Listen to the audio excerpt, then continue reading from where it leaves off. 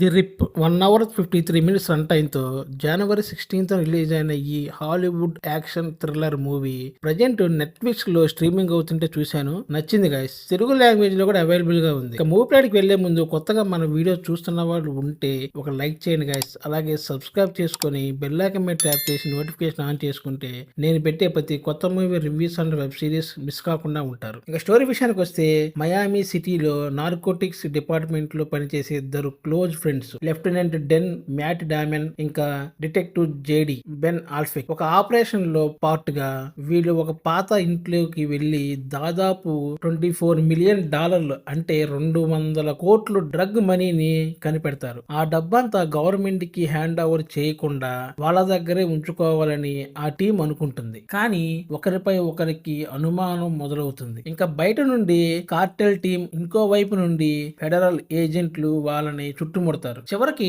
ఆ డబ్బు ఎవరికి దక్కింది అనేదే మిగిలిన స్టోరీ. ప్లస్ పాయింట్ విషయానికి వస్తే మ్యాట్ డామన్, బెన్ ఆల్ఫ్లెక్ వీళ్ళ స్క్రీన్ ప్రజెన్స్ బాగుంది. వీళ్ళ మధ్య వచ్చే కొన్ని సీన్స్ మూవీకి ప్లస్ పాయింట్స్. ఇంకా tension and facing movie starting నుంచి చివరి వరకు స్క్రీన్ ప్లే టైట్ గా ఉంటుంది. ఎక్కడ ఏం జరుగుతుందో అనే ఒక సస్పెన్స్ ను డైరెక్టర్ బాగా మెయింటైన్ చేశాడు. ఇంకా రియలిస్టిక్ గా యాక్షన్ సీన్స్, గన్స్ ఫైట్స్ చాలా న్యాచురల్ గా ఉన్నాయి. యాక్షన్ సీక్వెన్స్ మూవీలో పెద్ద హైలైట్ అని చెప్పుకోవాలి. ఇంకా సపోర్టింగ్ క్యాస్ట్ స్టీవెన్ యాన్ మరియు థియానా టైలర్ వాళ్ళ పర్ఫార్మెన్స్ కూడా చాలా బాగుంది మూవీలో. ఇంకా టెక్నికల్ ఆస్పెక్ట్ విషయానికి వస్తే డైరెక్టర్ డార్క్ హోమర్ మరియు సస్పెన్స్ ను జో కర్నాహన్ బాగా హ్యాండిల్ చేశారు. ఇంకా సినిమాటోగ్రఫీ, నైట్ షాట్స్, ఇంకా క్లాస్ట్రోఫోబిక్ ఫీల్ ను బాగా ఎలివేట్ చేసి చూపించడం బాగుంది. కానీ కొన్ని సీన్లలో లైటింగ్ చాలా తక్కువగా అనిపిస్తుంది, కొంచెం డార్క్ గా ఉంటుంది. ఇంకా క్లింటన్ షార్టర్ ఇచ్చిన బ్యాక్గ్రౌండ్ స్కోర్ సినిమా మూడ్ కు సెట్ అయ్యింది, కానీ గుర్తుండిపోయే థీమ్ మ్యూజిక్ మట్టుకు ఏమీ లేదు. ఆ యాక్షన్ ఎలిమెంట్స్ కి సూటబుల్ గా అనిపిస్తుంది అంతే. ఇంకా మూవీకి